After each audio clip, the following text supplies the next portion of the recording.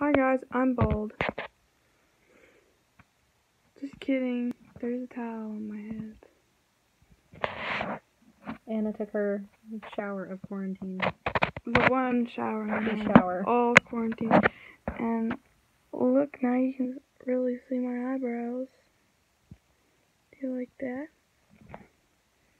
They're very yellow. Welcome to the eyebrows. You don't normally get to see them because they just don't show up with my hair. It's so bright. They're finally in their moment. Yeah. Okay, that's great. We can celebrate that. Yeah. Happy eyebrow day. Happy eyebrow day. Okay, enough of that. We're gonna look at some reflections from the prayer recollection with Luke 22:47 through 53. Today is April 18th, 2020. We're gonna jump in. How did you say 2020 like that? I don't know why I said that. Okay. But even as Jesus said this, a crowd approached, led by Judas, one of the 12 disciples.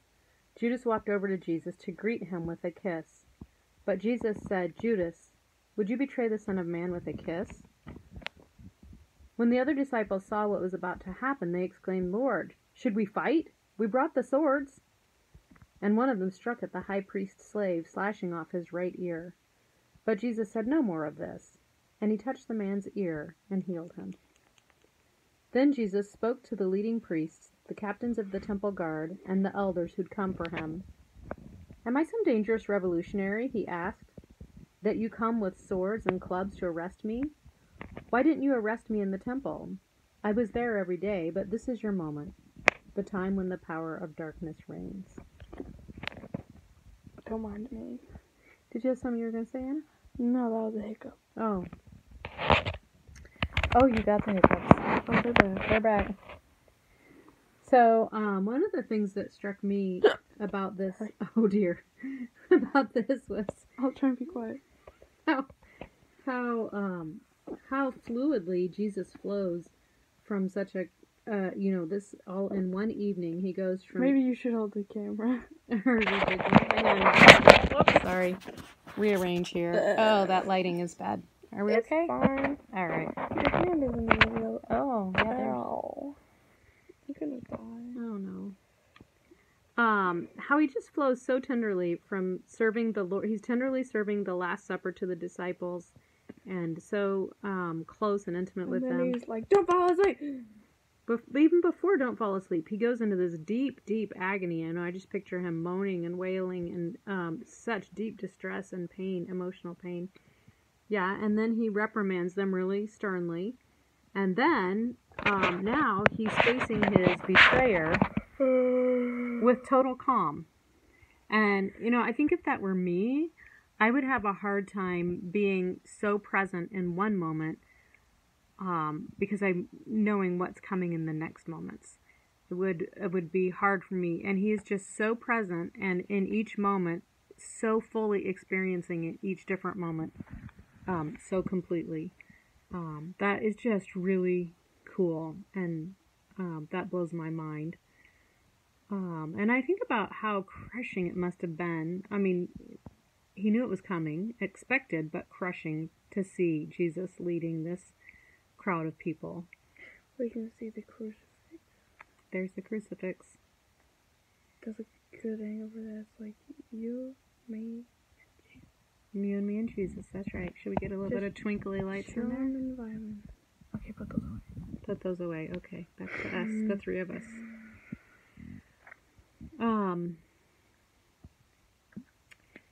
And I really think it's interesting that Jesus asks him, "Judas, would you betray the Son of Man with a kiss?" And one of the other Gospels, I think it's Mark, it says how Judas had arranged with the religious leaders that the kiss was going to be the sign of which one was Jesus. I don't know why they wouldn't have recognized him, because they saw him every day. Maybe because it was just in the dark, and they didn't want a big ruckus trying to figure out who was who in the dark. Maybe the temple guards didn't know him. Maybe. That could be. Yeah, maybe some of the military type people didn't know him, just the teachers. So just to make it more clear. But I think that's really interesting that he asked, would you betray the Son of Man with a kiss? I think, first of all, it is interesting symbolically to me because I think that kind of represents how Judas has been with Jesus all along. In his heart, I think he's been betraying him, and yet at the same time pretending to be on his team. So isn't it fitting that in his final act of betrayal, it's the same fakeness that he's been doing all along? That's the sign that he used to arrange that, the sign he arranged to do that. And then I also think it's interesting that Jesus uses questions so often instead of statements. In the last section he said, "Why are you sleeping?" But you notice then he did go on to a very direct statement, one that may be somewhat out of character. "Get up and pray so that you'll not give into temptation." Then he asks Judas, "Would you betray the Son of Man with a kiss?" And I think of how this question must have just seared Judas after the fact. I mean, we know how Judas ended, and I think that this question must have just pierced his heart as he reflected on it afterwards. And then I love this part where the disciples see what's going on and they say, "Lord, should we fight? We brought the swords." Remember the last section? Well, 2 sections ago, and they're like, "We have 2 swords." And Jesus says, "That's enough. We brought the swords." They're so precious, and you can't blame them for being a little confused. It is a little confusing. I don't really know why he said they needed swords. Obviously, he doesn't want them to fight. I haven't figured that out yet. I should read the commentary on that. Do you have any thoughts on any of this, Anna? I don't know. Not really. I have a thought about the guy, the priest's slave who got his ear cut off. I thought, I'm sure in the moment he probably wasn't thinking much about it other than like, "Oh man, my ear just got cut off. Wait, it's back on. I think I'm okay." I mean, there was probably all that. But after the fact, I just wonder, how could that guy have not fallen in love with Jesus? To know that he had come to what could have been a confrontational situation, and Jesus' disciples try to fight, and Jesus stops them. And then he's like, "None of this." And he immediately, I picture, gently and lovingly touches this man's ear to heal him. Here's the real question. Does he reach down on the ground and touch the ear on the ground? Or does he touch the man's head? You tell us. You tell us. Leave a comment. We've been debating. Tell us what you think. Yeah. That's the question. Or don't tell us. Or don't tell us. Just think it about it. Or maybe you're like us and you don't even know. Right. We can all be together. Yeah. Not knowing. Again, you see the question with all the leaders. "Am I some dangerous revolutionary that you've come with swords and clubs to arrest me? Why didn't you arrest me in the temple?"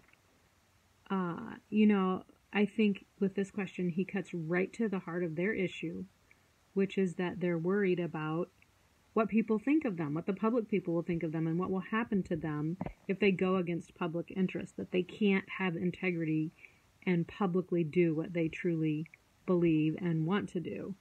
And I can't help but think, again, with these questions, that after it was all said and done, that some of these leaders would have hopefully started to look at their own hearts and what they, their true motives and lack of integrity, and that they had to have their moment in the hidden and concealed in the dark, that they couldn't do in the daytime what they would do in the dark.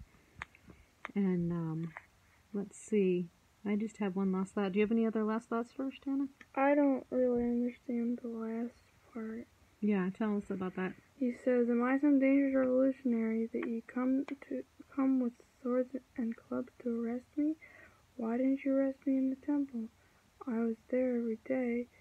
But this is your moment, the time when the power of darkness reigns." I don't know what the last sentence means or quite how they're tied together. I think one of the things that confuses me about the last sentence is So I think he's saying the power of darkness reigns, meaning that he is going to be separated from God, and this is the ultimate darkness. This is the beginning of the darkest hour of all of the divine existence. But at the same time, it's also the beginning of his true victory. So, Well, yeah. is he like talking to himself? He's like, I was there every day. And then he's like resigned himself, says, oh, but this is your moment, the time when the power of darkness reigns. Mm-hmm. Or is he saying it to them? Is he like, You mean talking to himself or talking to them? yeah, he obviously is asking the questions to them, but the this is your moment part, I don't know. Yeah. Yeah, good question.